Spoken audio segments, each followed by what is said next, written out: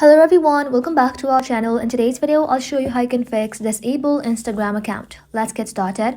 So, Instagram disables account for a very few reasons: violating community guidelines, suspicious activity, copyright issues, or using third-party apps. But don't worry, most of the time you can recover your account by following the right step. First things first, open up Instagram application and just like that, try to log in. If your account is disabled, Instagram will show a message saying your account has been disabled. If you see that message, simply tap on Learn More. Next, you will need to submit an appeal to Instagram. This is the official method to recover your account. Head back to your home screen and then open up your browser. Inside the browser, simply search for Instagram Help Center and just like that, open their official page.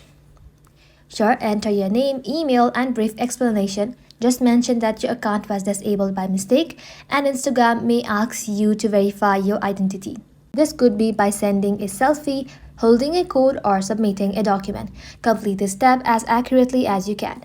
Once submitted, Instagram usually takes 24 to 72 hours to respond, but sometimes it can take longer. Make sure you check your email regularly.